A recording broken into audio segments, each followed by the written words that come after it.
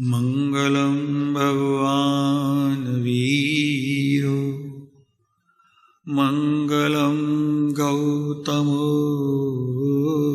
ગણી મંગલં કુંદ કુંદાર્યો જૈન ધર્મોસ્તુ મંગલમ સર્વમંગલમાંગલ્ય સર્વકલ્યાણકારણ પ્રદાનાં સર્વધર્માણાં જૈનં જયતુ શાસનમ.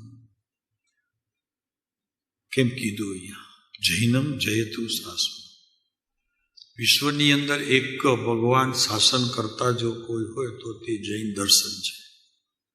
અને ખરેખર તે ઈશ્વર કરતા નથી, અને છતાં એને અહીંયા એવી રીતે લીધું છે કે ઈશ્વર તું પોતે છો અને તું તારો કરતા છો.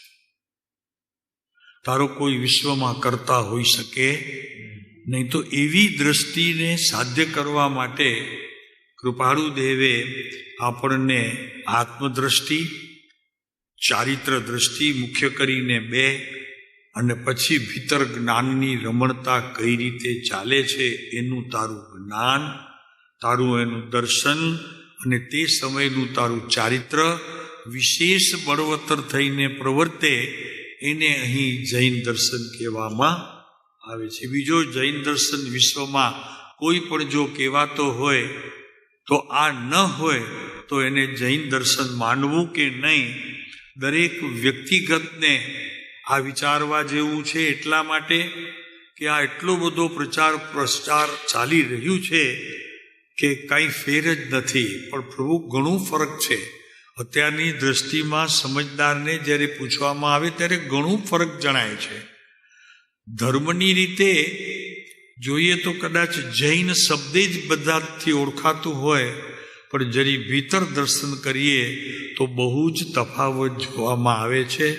એક તો ઈશ્વર કરતાને, એક તો ઈશ્વરને માત્ર માનવાથી અને માંગણીઓ કરવાથી, હમણાં વાત આપણી આવી, અને કાં તો પછી ઈશ્વર જેવી કોઈ વસ્તુ વિશ્વમાં હોઈ શકે નહીં એવા મિથ્યા દર્શનવાળા પણ અત્યારે ઘણા પંથ નીકળી ગયા છે. તમે જોયું નહીં, જૈન દર્શન હમણાં એ જ કહે છે, ભાઈ જૈન દર્શનને કહેવાની આ પદ્ધતિ નથી, અને એમણે કીધું પણ નથી. આ વાતની સિદ્ધિ કરવા માટે કૃપાળુ દેવે પોતાના વિષયને અનુસરતો અને એક પ્રયોગાત્મક ભૂમિકામાં રહીને એમણે જે કંઈ પ્રાપ્ત કર્યું છે એની વાત કૃપાળુ દેવ પોતે કહે છે કે સૌથી પહેલાં આત્મદ્રષ્ટિ. તું આત્મા છો ને પ્રભુ, તો તારી દ્રષ્ટિ ક્યાં હોવી જોઈએ, અને દ્રષ્ટિમાં કેવા પ્રકારના નિર્ણયોને તું વર્યો છો એ તો કે. તો આ એક મહત્વની વાત છે. એ જઈને સમજાણું છે એ જ જૈન દર્શનનો સાચો આદર કરી શકે, બીજો ન કરી શકે. હવે આ વાતના તો બહુ વાંધા ચાલે છે. અત્યારે પંચમ કાળ છે, આપણે તો આપણું ઘર સંભાળવાનું છે, એનાથી કોઈ ઉત્તમ નહીં. આપણે આપણું ઘર સંભાળીએ તો એ સંભાળવાનો બોધ આપણને કૃપાળુ દેવ ત્રણ દ્રષ્ટિના વિષયથી પોતે જે આ પ્રવર્ત્યા છે એની વાત કરે છે, ને એ જ આપણે અત્યારે જોતા રહીએ છીએ. આપ પ્રયોગ કરો છો કે નહીં? પછી આમાં અહીંયા બતાવવામાં તો આવે છે, પ્રયોગ ચાલે છે ઘરે. એક આત્મદ્રષ્ટિ, એક જ્ઞાનની દ્રષ્ટિ, અને એક ચારિત્ર સૃષ્ટિ, એનો વિસ્તાર. ભીતરો બહારની વાત તો છે જ નહીં આ ક્યાંય પણ.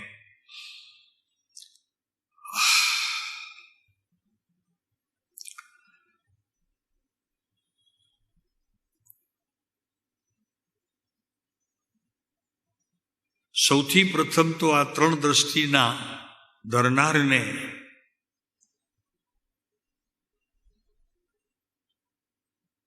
મોહને નિર્મૂળ કરવો જોઈએ.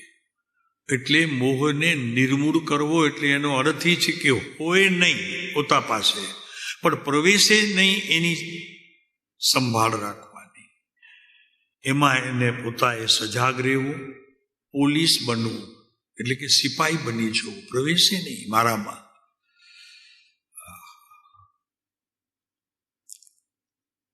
ખ્યાલ આવ્યો? મોહને અનુસરતો જેટલો વેપાર હશે, ધર્મમાં પણ મોહ હશે. અમારો ધર્મ, એટલી મોહની ખરેખર જો સમજણ પણ હશે, તો જો તે યથાર્થ નહીં હોય તો તું પડીશ. હાડકા તો ભાંગશે, એ ભાંગશે, પણ આત્મા ભાગશે એ કોઈનાથી સંધાશે નહીં.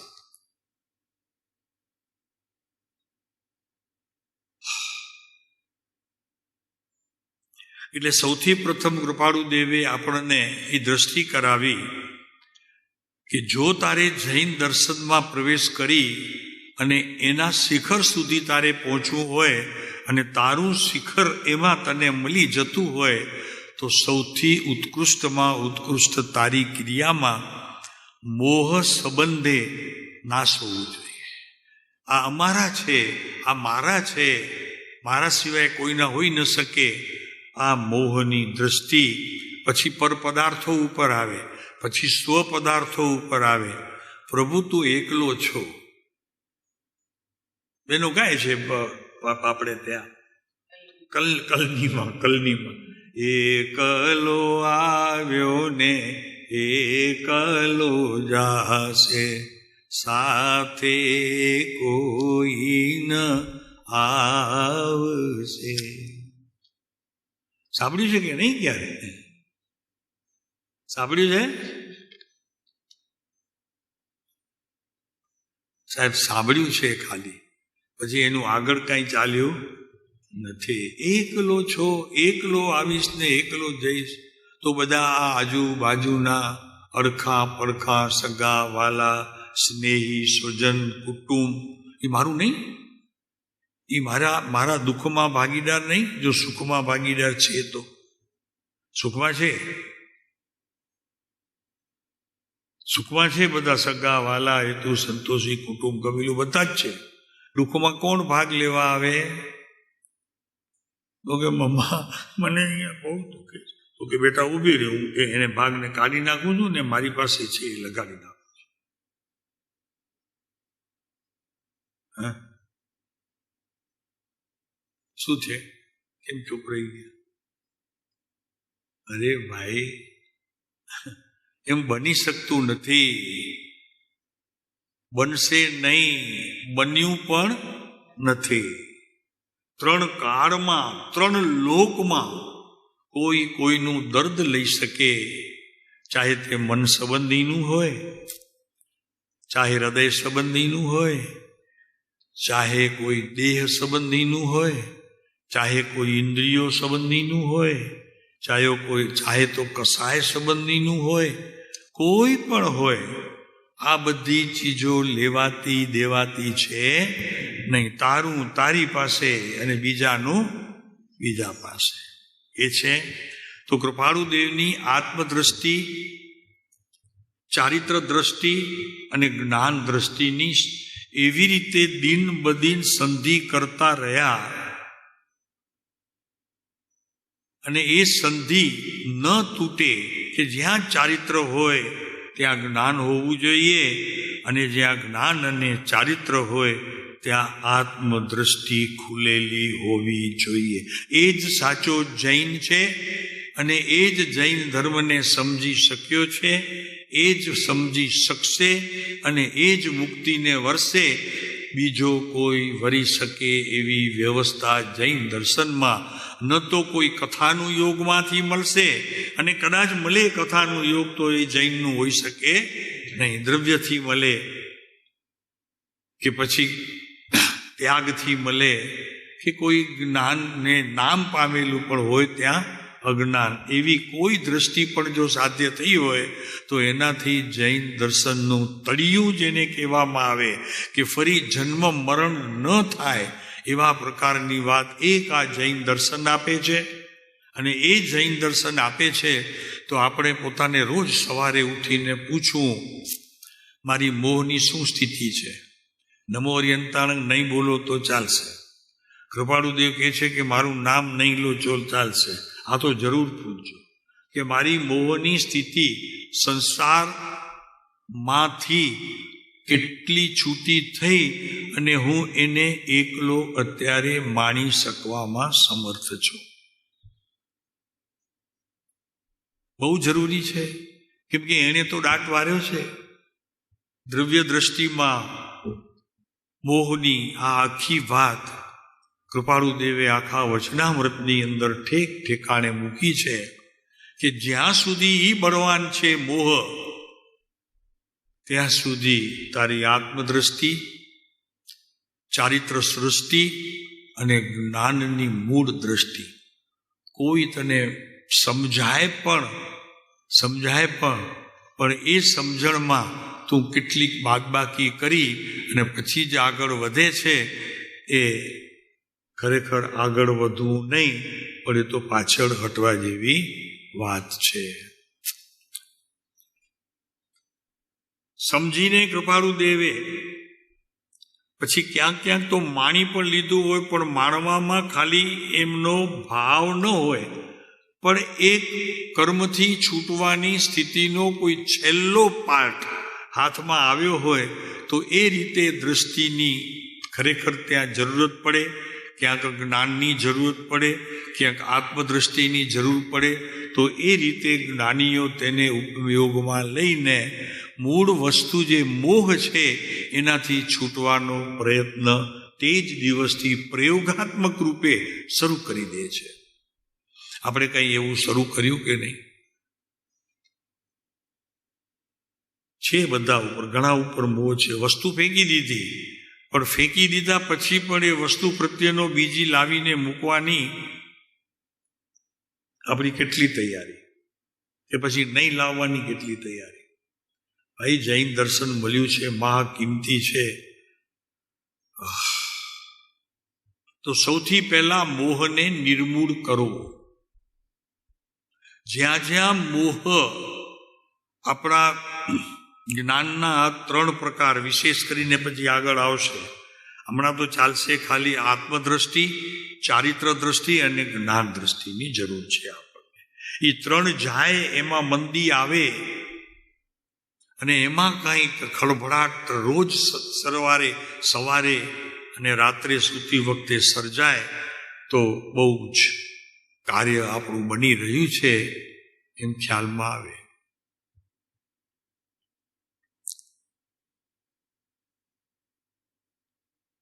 ચલો એ જવા દો, બિલકુલ તો જવાની વાત એટલું તો નહીં જાય મોહને આ બધું, પણ ક્યારે એમ વિચાર બી આવ્યો છે કે આ છે, ટાળવા જેવું તો છે. પ્રયત્ન તો જારી રાખો. સંતોના કોઈ આશીર્વાદથી, એના સમાગમથી થોડુંક તો કંઈક છેટો રહેવાની, એનાથી છેટા રહેવાની મારું પ્રયત્ન પણ હોય તો ક્યારેક પણ, આજે નહીં તો 5 વર્ષે 10 વર્ષે એમાં કંઈક શૂન્યતાથી આગળ વધી 1, 2, 3 નંબર સુધીની કંઈક મને ખ્યાલ આવશે, મારું લક્ષ્ય જશે અને કંઈક આ આત્માને પામવાની અને સંસારના આ મોહને છોડવાની એ વિધિથી હું પાર પડીશ. પ્રયોગ છેલ્લો ક્યારે કર્યો હતો?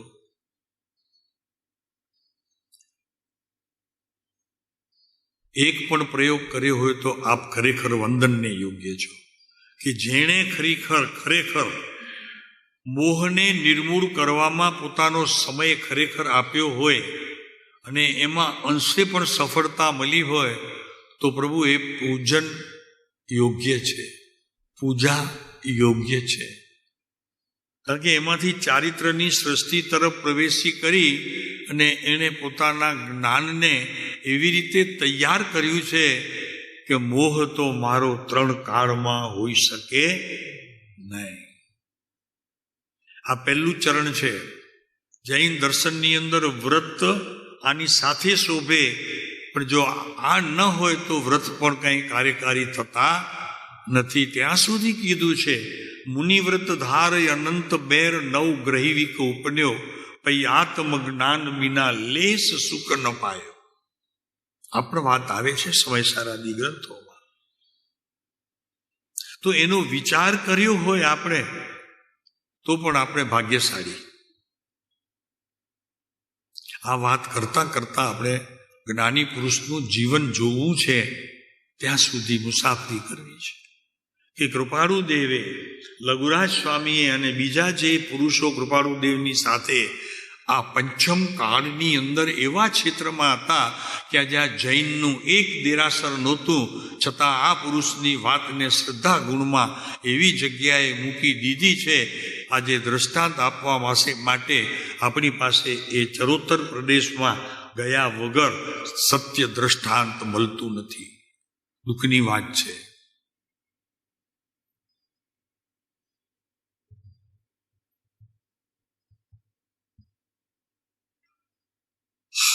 તો મોહને નિર્મૂળ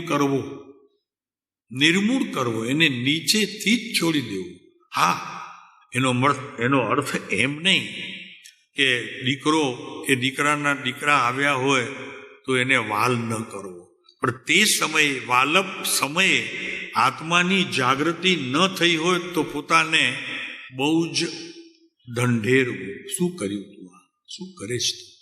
અને તે સમયે જો થોડોક સમય પણ તે જ્ઞાન સ્વરૂપી આત્માની માત્ર જાગૃતિ કાળ પણ મારા કાળમાં આવ્યો હોય તો તે જ્ઞાનની એક સમયની અવસ્થા હોય તો એને વંદનીય ગણજે, પૂજનીય ગણજે. આનું નામ છે જૈન દર્શન. ભાઈ, અત્યારે આ બધું જે ચાલી રહ્યું છે ને, તો પંચમ કાળનું જૈન દર્શન છે.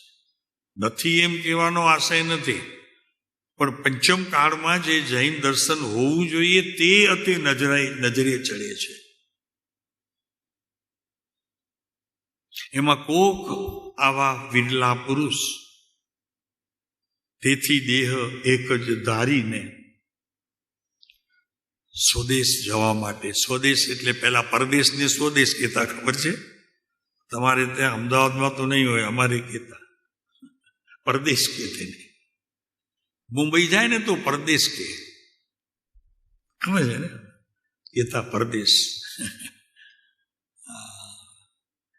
અરે એક વખત તો એક દિવસ તો સવારના તો ઘર છોડીને પરદેશ જા, એક દિવસ માત્ર.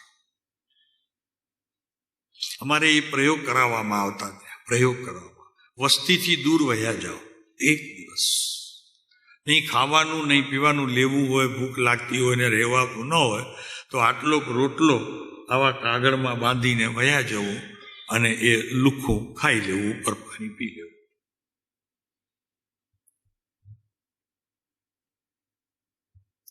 બહુ અઘરું છે નાથ. આરામથી રહેવું, આરામથી જમવું, આરામથી ચા પીવી, આરામથી નાસ્તા કરવા, બધું જ તૈયાર રેડી હોય અને ધર્મ કરવો. મારા બાપ નહીં થાય રે, નહીં થાય. રાની કહે છે નહીં થાય, પ્રભુ આમ નહીં થાય. અને તેમાં પાછું એવું છે કે એ વાપરતી વખતે પણ તેનો ઉપયોગ બહાર રહે છે. ત્યારે એમ નથી થતું કે આ મારા માટે આહાર નથી. જ્ઞાન, દર્શન, ચરિત્ર, તપ, વીર્ય આ મારો આહાર છે. આટલું જ્ઞાન જો થાય ને તો તે સમયની અવસ્થાને કંઈક બળ મળે. આવતી પર્યાયોને બળ આપવા આપણી પાસે કોઈ સાધન ઉપલબ્ધ નથી, પ્રયોગ ઉપલબ્ધ નથી. અને મારે મોક્ષ જોઈએ છે, થોડુંક તપ કરવું છે, થોડુંક જાપ કરવું છે, થોડીક યાત્રા કરવી છે, થોડુંક દાન કરવું છે. પ્રભુ, એ બધા જ ખેલ ખોટા છે, ખોટા છે. આવે ખરા, પણ એનો સમય અને તે સમયની જાગૃતિ જ્ઞાન દ્વારા નિરંતર રહેવી જોઈએ.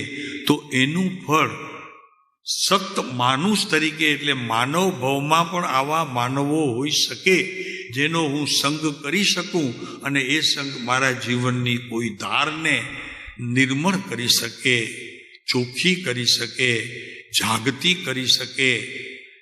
તો એના માટે આપણે પત્ર ચાલે છે 25મું, પ્રમાદ. કૃપાળુદેવે બહુ લખ્યું છે, સરસ. આ પ્રમાદ છે. પ્રમાદ એટલે આળસ તો ખરું જ, પણ એ આળસની અંદર આત્મા પણ સૂતેલો. એનું મૂળ તત્વ જે ઉપયોગ છે એ તો દેખાતું જ નથી ક્યાંય. સમજણ નથી લોકોને. અત્યાર સુધી અમે જ્યાં જ્યાં શરૂઆત કરી, આજથી આ 25-30 વર્ષ પહેલા, 30 વર્ષ પહેલા, 35 વર્ષ, તો લોકો કહે કે આ છે, આ શ્રીમંત છે, તો કઈ નવું તો આવતું જ નથી એમાં. અમે તો કે ક્રિયા હશે, ઉપવાસ બતાવતા હશે, તપ જાપ બતાવતા હશે. મેં કીધું ભાઈ એ બતાવે છે, પણ પહેલા આ સમજવું તો જોઈએ કે તું કોણ છો, ક્યાંથી થયો, શું સ્વરૂપ છે તારું ખરું. હા, અને પછી આ કુટુંબ, સમાજ, ઘર કોના સંબંધે છે બધા. આ અત્યારે આપણે કોઈ દિવસ પૂછ્યું તો જવા જો, નવા આવનારને તો ઠીક છે બધા શીખવે, પણ આપણે કોઈ દિવસ પૂછા ભીતર ને ભીતર કે આ કોણ છે બધા જે મારા સંબંધે અત્યારે રહ્યા છે? શું એના સંબંધે આ મને વળગાણ છે? આ ઘરેથી છે, આ દીકરા છે, આ ઘર છે, આ બાપુજી છે, આ છે, આ છે, આ છે, એ કોના મારા સંબંધે છે કે આ લોકોના સંબંધે છે? ત્યારે વાત તો એવી આવી તો કે એ છે તો સંબંધ છે, પણ પ્રભુ એમ નથી. એ નથી તોય સંબંધ હતો, ગયા તોય અત્યારે તું કહે છે મારા બાપાને ગયે 70 વર્ષ, 60 વર્ષ, 30 વર્ષ કે 20 વર્ષ થયા. આ બધો હિસાબ તો તારી પાસે છે કે જનાર પાસે છે, પણ છતાં હજી હું પણ જતું નથી, અને મારા કોણ સગા છે એ ખબર નથી, મારા કોણ વાલા છે એ પણ ખબર નથી, મારું કોણ છે એ ખબર નથી. અને એની ખબર પડ્યા વગર ધર્મ થઈ જાય એ વાતમાં કઈ માલ નથી. ધર્મ જુદી વસ્તુ છે ભાઈ, તારા સ્વભાવને અનુસરતો છે. અને પહેલા તો એ ખબર નહોતી, આ તો હજી શ્રીમદ આ સૃષ્ટિમાં થોડાક રહ્યા, અને એમાંથી બહાર આવીને કંઈક મંદિરો થયા, કંઈક મુમુક્ષુઓ જાગ્યા, તો કંઈક એમને અનુસરતા પ્રવચન સાર પણ જાગ્યા, પ્રવચન રત્નાકર બધા જાગી ગયા, અને સત્ય બહાર આવ્યું છે. કોના સંબંધે વળગણા છે? રાખું આ બધા છે વળગાડ છે, કોઈ સગું નથી મારું, બધા વળગાડ છે. મને કહી શકવાની હિંમત કરી ઘરમાં? આ વળગાડ છો તમે બધા, મને હું નહીં રહું પ્રભુ અહીંયા. પ્રમાદી છે તે છૂટતું નથી, અને નવું કરવા માટે હજી બીજા નવા પ્રકાર, આ મારા છે, આ મારા છે એ માનવા માટેના નવા સંબંધો. ચાલો, પ્રભાળુદેવ લખે છે, શ્રેષ્ઠ વસ્તુની જિજ્ઞાસા કરવી. 5મો બોલ અલ્પા, એ તો આવી ગયો ને? નહીં, હા 5મો બોલ છે, બરોબર. શ્રેષ્ઠ વસ્તુની જિજ્ઞાસા કરવી. કોઈને પૂછ્યું સંતોને કે ભાઈ આ શ્રેષ્ઠ વસ્તુ કોઈ ક્યાં મળશે મને?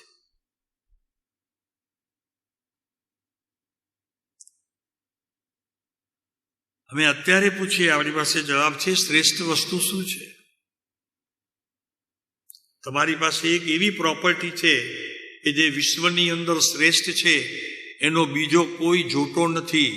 એ એકલો જ છે, જોટો છે જ નહીં. બે નથી, એક જ છે.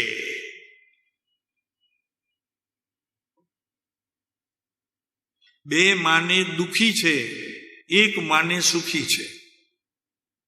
કોણ છે? બોલો.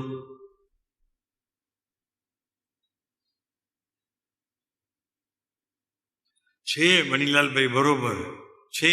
પછી બીજા પણ છે કે નહીં? કાકા, મામા, માસા, ફુવા, હાથ, પગ, મોઢું, નાક, કાન, પેટ વગેરે બીજા છે કે નહીં? એ મારા ખરા કે નહીં? તે વગર થોડું જ કહેવાય મારું પેટ દુખે છે. મારું તારું છે? ત્યાંથી અભ્યાસ કરને બાઈલા, તારું છે આ પેટ? મારું પેટ દુખે છે. મને 8 દિવસ ત્યાં મજા નથી. તું કોણ છો ભાઈ? આત્મા છો. આત્માને બીમારી ન હોય, કેમ કે એ બીમાર પડવું એનો ગુણ જ નથી. હવે જેનો ગુણ નથી એને હું નવા ગુણના ટીલા કર્યા કરું. પ્રભુ આ આખો માર્ગ આપણે સમજ્યા નથી અને કૃપાળુદેવ મળ્યા ને આપણે પકડી લીધા છે. પણ બાપુ મુશ્કેલ છે બધું. આ એ છે અહીંયા શ્રેષ્ઠ વસ્તુની જિજ્ઞાસા કરવી. તો શ્રેષ્ઠમાં શ્રેષ્ઠ શું છે વિશ્વની અંદર? ભરતભાઈ, શ્રેષ્ઠ શું છે?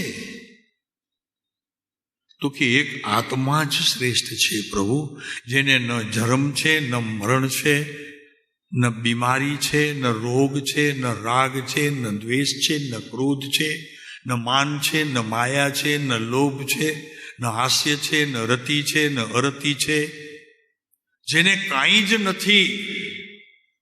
કેવું છું હું એટલે એકલો છું કે મને કાંઈ જ નથી. અને જેને છે તેને હું મારા માનવા પ્રયત્ન કરું છું, પણ અનાદિ અનંત કાળ ગયો હું એને મારું કરી શક્યો નથી. થયું છે આ શરીરનો કોઈ અંગ એક તમારું હતું, તમારું છે, તમારું થયું.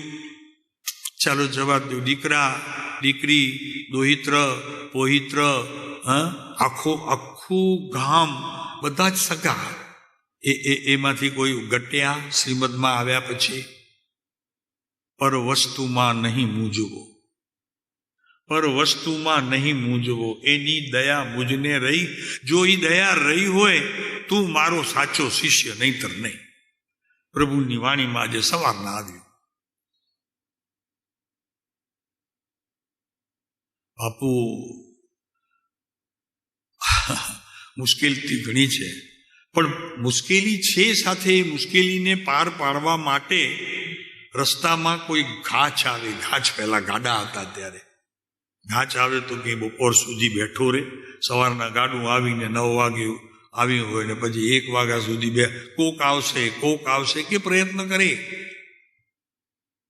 છેટે એકલો પણ તે ખેડૂત જેની બળદગાદી છે તમને લઈ અને ફરે છે, એ બિચારો મહેનત તો કરશે કલાક 2 કલાક, એમને એમ 3 કલાક, ક્યારે નથી થતું ત્યારે નારાજ થઈને કહેશે કે તમે અહીંયા ઊભા રહો, હું ગામમાંથી એના કારીગરને લઈ આવું. તો તમે કોઈ કારીગરને લાવ્યા? હાલું પહોંચી તો વળાતું થતું નથી શકાતો. આ કૃપાળુદેવનું માર્ગ તો ભાઈ એવું કઠણ છે. કૃપાળુદેવનું છે પહેલા પૂછવું પોતાને. અમે ચૂંટિયા ખણવાની વાત કરીએ છીએ. ચૂંટિયા ખણજો, જેટલી કંઈ ભૂલો થતી હોય એના માટે ચૂંટિયા ખણવાના. એટલે પોતાને યાદ રહે આ હું શું કરું છું. પર વસ્તુમાં નહીં મૂંઝવોની જરી વાર થાય. મારો વાટકો ક્યાં ગયો? અહીંયા પડ્યો તો તે તમે ના પાડીને ઘરવાળાને કીધું કે મારા વાટકામાં કોઈને પીરશો નહીં. ને આવા તો એના લખણ. અરે દંતીઓ હોય ને, દંતીઓ બૈરાઓને તો એક દંતીઓ હોય તો સૌ પોતપોતાનું દંતીઓ વાપરે. એક જમાનો હતો, એક દંતિયામાં 7 બહેનો હોય અને 2 પુત્રવધુઓ આવી હોય, એટલે ભોજાઈઓ આવી હોય, ઘરના માં હોય, બીજી દીકરીઓ ક્યારેક સાસરે ગઈ હોય તો એ આવે, પુત્રવધુઓ બધા પાસે ચાલતું હતું. જરૂરિયાતને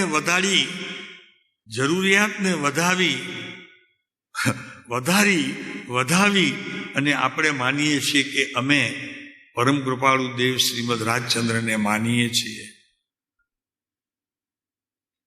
માન્યું તો એને કહેવાય કે કૃપાળુદેવની વાતને તે તો પણ શ્રેષ્ઠ વસ્તુની જિજ્ઞાસા કરવી એ જ આત્માની શ્રેષ્ઠતા છે. હું કોણ છું? હું છું કોણ? આત્મા. તો શ્રેષ્ઠ કામ તમારું કયું છે કે ભીતર રહેલા આત્માની સાથે ઓળખાણ કરવા પ્રયત્ન. તો લાંબી વાત, હાથો પાડો. હું શરીર નથી.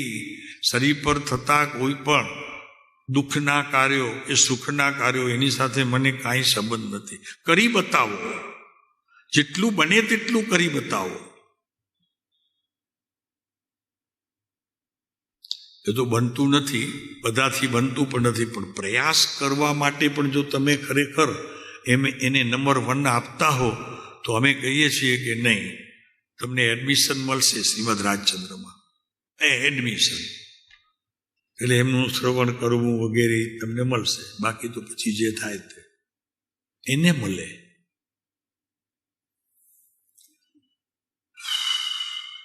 શ્રેષ્ઠ વસ્તુની જિજ્ઞાસા કરવી તો એ જ આત્માની શ્રેષ્ઠતા છે. તો હવે શ્રેષ્ઠમાં ભેદ ન પડ્યો, એક જ વસ્તુ થઈ ગઈ. ભરતભાઈ બરોબર ને?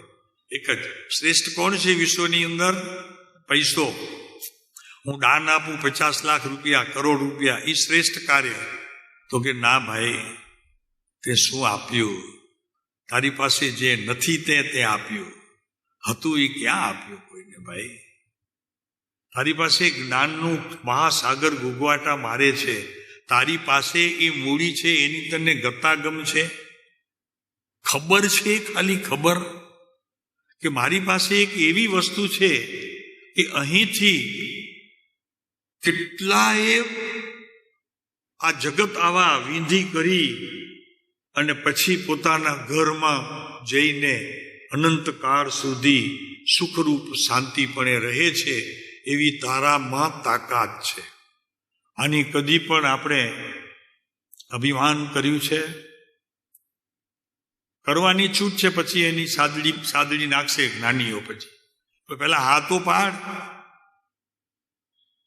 જી મને અહીંયાથી સ્વર્ગમાં જવા માટે કે પછી મુક્તિ જવા માટે કેટલા અવકાશ આવશે અને કેટલી ધરતીઓ આવશે, કેવા પ્રકારના પવન આવશે, કેવા પ્રકારના ગામ આવશે, ખબર છે?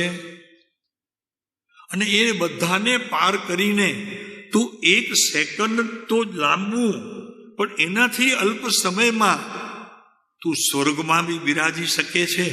અને એનાથી વિશેષ જો તારા આત્મા સુધીની આ વાત તું સમજી ગયો હોય તો ત્યાંની પણ ગંધ લઈ શકે છે. અને એક દિવસ એવો આવે કે ત્યાં તું પ્રયાણ કરી અને શાંતિથી તારું અનાદિ અનંત કાળ ત્યાં રહી શકે છે. એવી તારામાં એક સમયની અવસ્થામાં તાકાત છે. ખબર છે? એક સમયની અવસ્થા. અહીંયા દ્રવ્ય ગુણ પર્યાય શીખવા જાય છે. અરે શીખવાનું શું જરૂર છે? તારી પાસે એક સમયની અવસ્થામાં મુક્તિના દ્વાર ખોલી નાખે એવી શક્તિથી તું પરિપૂર્ણ તત્વ છો. જવા દે એ તત્વને મળવાની વાત. એવી શ્રદ્ધા છે. ભરતભાઈ બહુ કઠણ છે. એવી શ્રદ્ધા છે કે આ હું છું, હું છું, આ દેખાણું છું બહાર જે જગતને, અને હું દેખાઉં છું, દેખાઉં છું. પ્રભુ એ તો માંસના બધા ચામડા છે, શમશાનની રાખ છે પ્રભુ. ચાહે ગમે તેટલો ધનવાન હો, દીકરા દીકરીઓથી પરિપૂર્ણ, ઘરમાં એકદમ નાટા રામ લાગી પડતી હોય, દુઃખનું એટલે બહિરંગ દુઃખનું, એટલે કે જેને જગત દુઃખ કહે છે એવા દુઃખનો એક અંશ પણ અમારા ઘરમાં હજી સુધી પ્રવેશ્યું નથી. આ બધી વાતો કરવાની તારી પાસે તૈયારી. કેવા પ્રકારે દુઃખ, કેવા પ્રકારે સુખ, કયું દુઃખ કોને કેવું દુઃખ અને કોને કેવું સુખ, તારી પાસે વ્યાખ્યા છે ભાઈ. જ્ઞાનીઓ તને દુઃખી જોઈ રહ્યા છે, તારી તાકાત છે એને સમજવાની? તો કેશે તને સાંભળ.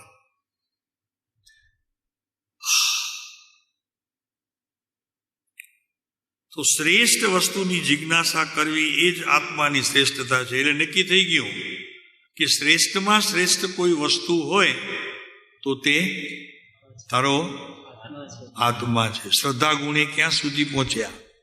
જ્ઞાન ગુણે ક્યાં સુધી પહોંચ્યા? વિકલ્પ ગુણે પણ ક્યાં સુધી પહોંચ્યા? પ્રયોગ રૂપે પણ ક્યાં સુધી પહોંચ્યા? પ્રયોગ રૂપે પહોંચ્યા પછી ક્યાં પહોંચ્યો તેની નોંધ મારી પાસે હોવી જોઈએ. તો ક્યાં સુધી પહોંચ્યો? શ્રેષ્ઠતા શબ્દ છે અહીં, આત્મા શ્રેષ્ઠ છે. અરે અત્યારે આ કાળની અંદર તો આ પુરુષના જન્મ પહેલા આત્માની વાત કોણ કરતું હતું? પ્રભુ, 1-2 સંતો હતા, તે બિચારાએ તો બસ પોતાની જ વાત, એટલે કે પોતા માટે જ વાત હતી, બીજા માટે વાત કરવા માટે બહાર નહોતા આવ્યા. સુખી થજો પ્રભુ, સુખી થજો એમ કે છે. સુખી થજો આ વાત બહાર લાવવા માટે અમારી પાસે એવા મુમુક્ષુઓ આવ્યા, જુઠ્ઠાભાઈ અંબાલાલ વગેરે ઘણા મુમુક્ષુ આવ્યા, જેણે આ આત્મા નામને માર પાડીને વિશ્વ સમક્ષ મૂકી દીધું. અને એ પણ ખરેખર પોતે પ્રયોગ કરીને, અમે તો માત્ર કીધું, પણ એમણે તો પ્રયોગ કરીને બહુ જ સરસ એકદમ જેટલું પચી શકે તેટલું પચાવવાનો પ્રયત્ન કર્યો છે. ક્યારે અમારે વાત કરવી છે, અમારી પાસે એક નોટ છે, બહુ તૈયાર જૂની પહેલા કરી છે, અંબાલાલ અને કૃપાળુદેવ, એના પત્રોનું વાંચન અને પછી એનાથી મળતી સમજણ. પણ યોગ્યતા હજી જણાતી નથી, એટલી ભૂખ નથી, કોઈ મતલબ નથી. આ વાત કરીને શું કરવું છે?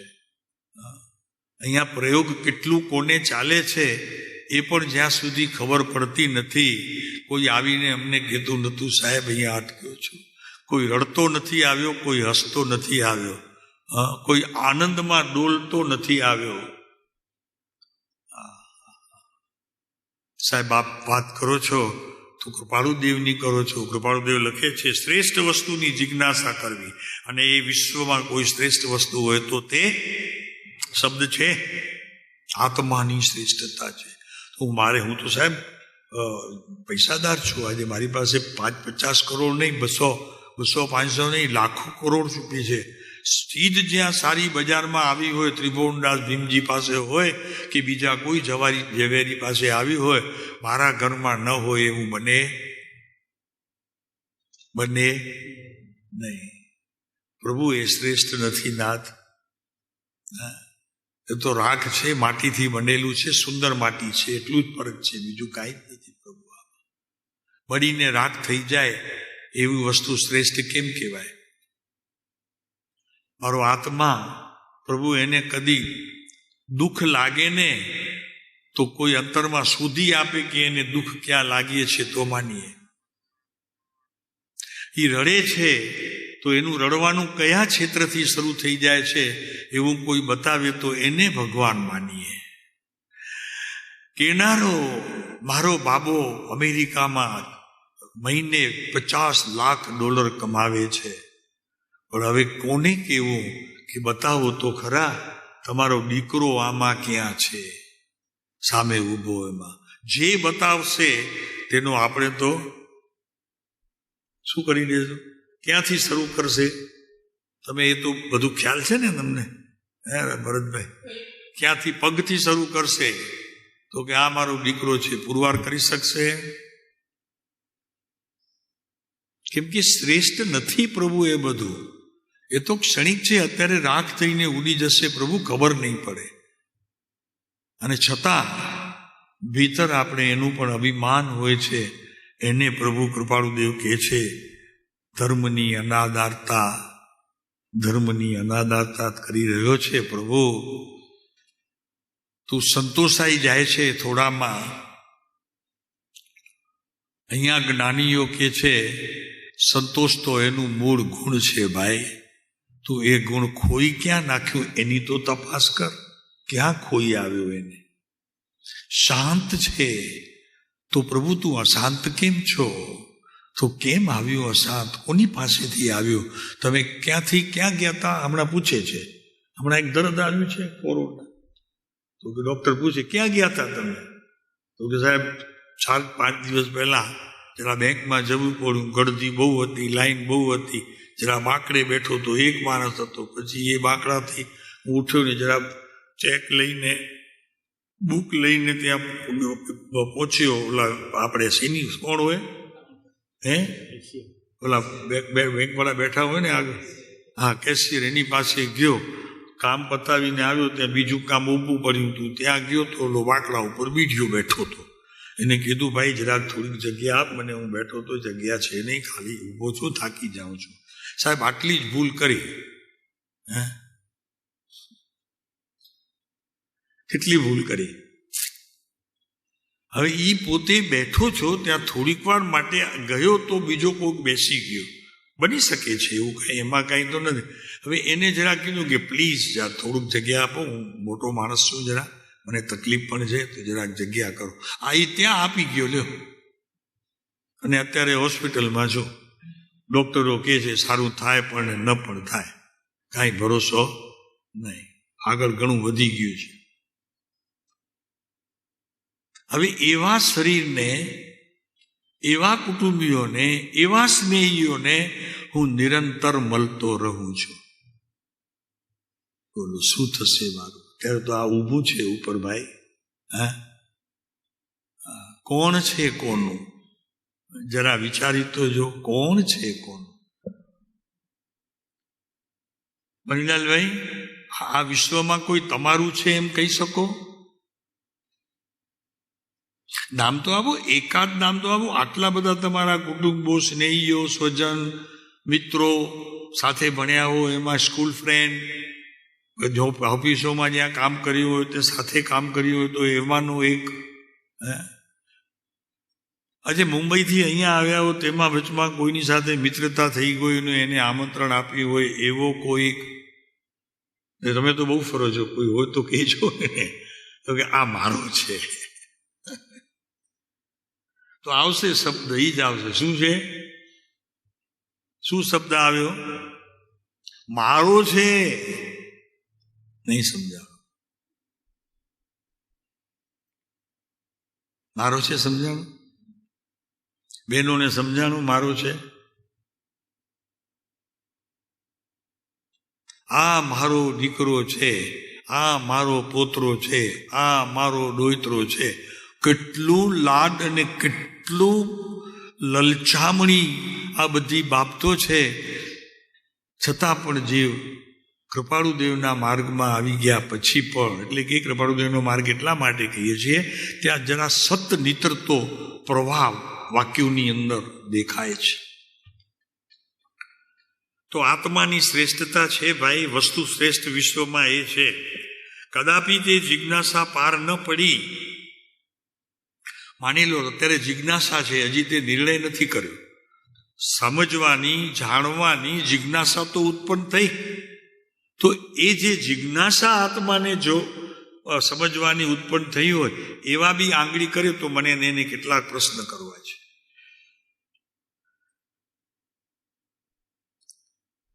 તો આત્મા જળ શરીર નથી, શરીર મસાણ ને રાખનો ઢગડો, પળમાં વિસરે, પળમાં નિસરે ઠોકરથી.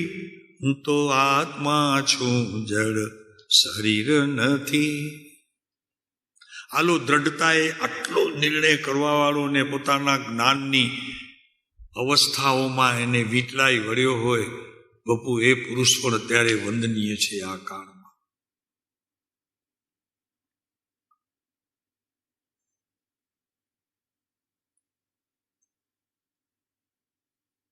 તો કે છે શ્રેષ્ઠ વસ્તુની જિજ્ઞાસા કરવી એ જ આત્માની શ્રેષ્ઠતા છે. કદાપી તે પાર ન પડી તો પણ, માની લો કે આપણે સક્સેસ ન થયા, નવો ધંધો કર્યો તો આત્માનો, એમાં જરા પાછા પડ્યા, તો તે પણ તે જ અંશવત છે. એટલે કે એનો અર્થ કે એ તારું એક અંશ પણ તું નથી સમજ્યો એમાં જશે તો એક દિવસ એ પાછો ફરીને બેસશે, સમજવાની તૈયારી લઈ તારી પાસે આવશે. માટે નથી સમજ્યો એ પણ એક સમજણ છે. કહેવાનું એ છે, હું નથી સમજ્યો, મને સમજાવો, એ પણ એક સમજણ છે. એટલી પણ જિજ્ઞાસા તારા જીવનની અંદર આ પંચમ કાળની અંદર કાર્યકારી છે. ક્યારેક કોઈ ગયું જ્ઞાનીઓ તરફ મળવા માટે, પૂછવા માટે કે ભાઈ આ જરા સમજાયું નથી, જરા કહેશો આ કેમ છે? આનું શ્રેષ્ઠતા અહીંયા લખે છે, કદાપી તે જિજ્ઞાસા પાર ન પડી તો પણ જિજ્ઞાસા તે પણ તે જ અંશવત છે. એટલે કે જ્ઞાન અંશવત છે. સમજો, નથી સમજાણી એ વાત પણ જ્ઞાનને, એટલે કે અજ્ઞાનમાં પણ તે અંશવત છે, માટે તે જ્ઞાન છે. સમજાય છે? સમજાણું કે નહીં? નથી સમજાણું એ વાત પણ જ્ઞાનવંત છે. મૂકી નથી દીધી તે એ વાતને, ચાલુ રાખી છે. તો એ અંશવત છે, જ્ઞાનને અંશવત છે, અજ્ઞાનને નહીં. એટલે એક લીટીમાં આ પ્રભુએ આખો ખજાનો લૂંટાવી દીધો છે. જો ને, શ્રેષ્ઠ વસ્તુની જિજ્ઞાસા કરવી એ જ આત્માની શ્રેષ્ઠતા છે. નંબર 1 શ્રેષ્ઠ. કદાપી તે જિજ્ઞાસા પાર ન પડી તો પણ જિજ્ઞાસા તે પણ તે જ અંશવ્રત છે. આવું કોઈને તે પૂછ્યું હોય જિજ્ઞાસાથી, અને એ જિજ્ઞાસામાં કંઈક વિશેષ કોઈએ વર્ણન કર્યું હોય, અને તું રાજી થયો હોય, અને એ હર્ષના આંસુ તારી પાસે જો ખરેખર મળ્યા હોય, તું વેચવા જાય, બાપુ અનહદ ધન તને મળે. એવું બન્યું હોય તો કેટલી સરસ વાત. કૃપાળુ એક અંશ તું નથી સમજ્યો એ પણ જ્યારે એકરાર કરે છે જ્ઞાનીઓ પાસે, પ્રભુ એની બહુ કિંમત છે. એવું પણ તે કર્યું હોય તો પણ કે છે અંશવત છે. એના માટે આપણને જરી 454 નંબરનો પત્ર છે કૃપાળુદેવનો, આપણે બહુ જ સુંદર છે. જરી જોશું, સમય પણ થવા આવ્યો છે, જેટલું જોવાય તેટલું નજર કરીશું. એક એક વાક્ય પ્રભુ એટલું આપણને આપી દે છે કે અમે તો એમ કહીએ કે જ્યારે ગયા હતા દેવલોકમાં, ત્યારે દેવલોકમાં જે ઉત્કૃષ્ટ દેવ હોય, શું નામ હોય એનું? સૌધર્મ ઇન્દ્ર. સૌધર્મ ઇન્દ્ર આપવા માટે આવ્યા. એણે કીધું શું જોઈએ છે? તમને બધું જ જે જોઈશે તે અહીંયા મળશે. બધું ફરી વળ્યા.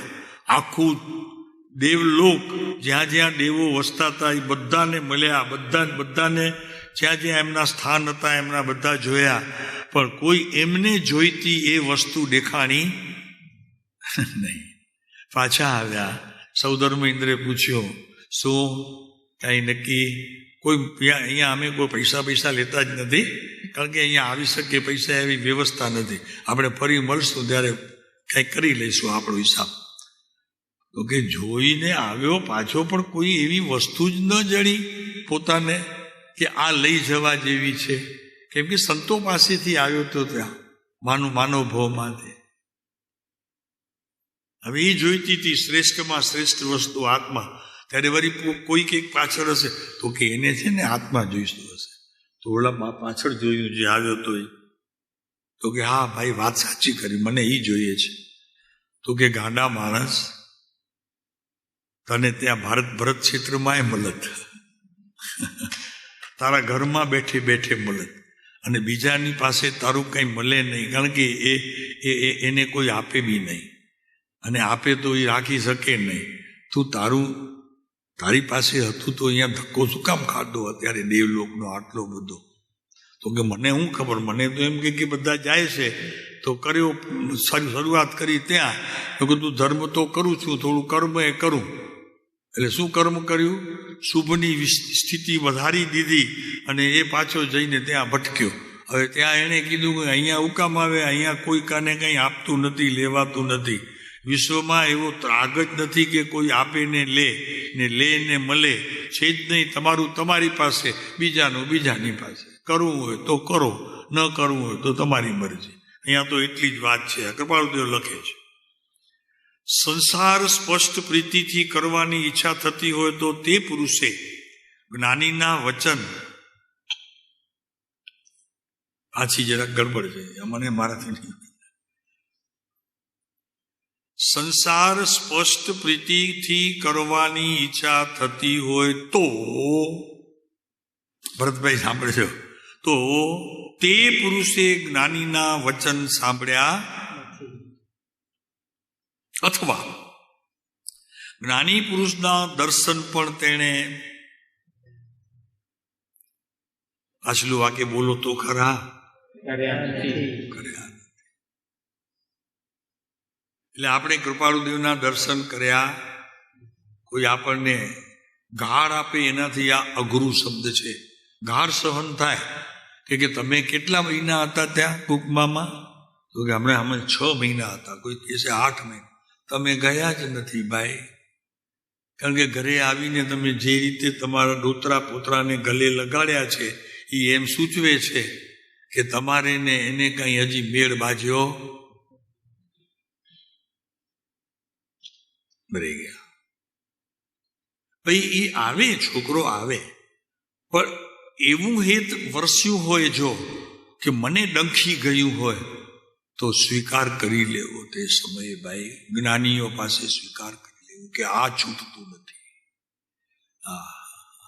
ત્યારે જઈને વાત બનશે. ભાઈ આત્મા લેવું છે તો સહેલું, પણ એના પડખા બધા એટલા બધા કડક છે કે તૂટ્યા તૂટશે નહીં, સાંધ્યા સંધાશે નહીં, ફેંક્યા ફેંકાશે નહીં. તારા છે ને બગડ્યા છે, તને જ તેને સુધારવા પડશે.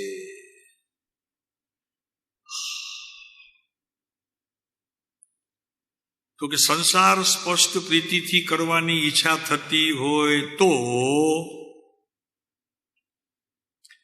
ભરતભાઈ પૂરું તો કરો જરા. એ પુરુષે જ્ઞાનીના વચન સાંભળ્યા નથી અથવા જ્ઞાની પુરુષના દર્શન પણ તેને કર્યા નથી એમ તીર્થંકરે. ઓહો, કોની શાખ પૂરી જો તો ખરા. તીર્થંકર પરમાત્માની શાખ પૂરવા માટે જ્ઞાનીઓને આવવું પડ્યું, લખવું પડ્યું. જો તીર્થંકર તને નહીં આપી શકે તો વિશ્વમાં બીજો એનાથી તો કોઈ ધારદાર એવો કોઈ પુરુષ છે જ નહીં.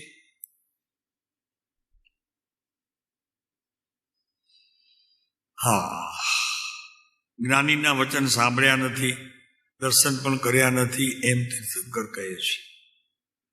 બસ સમયની મર્યાદા થઈ. આપણે આ જ વાત કરતા રહીશું, કેમ કે જ્યાં સુધી આપણે ઘરે નહીં જઈએ ત્યાં સુધી આના સિવાય બીજી વાત કરવી એટલે એવું થાય કે નિશાળ ગયા વગર SSC પાસ, કોલેજ ગયા વગર ડિગ્રીઓ આવી ગઈ હાથમાં, એના જેવું થાય કે જે કદી બનતું નથી.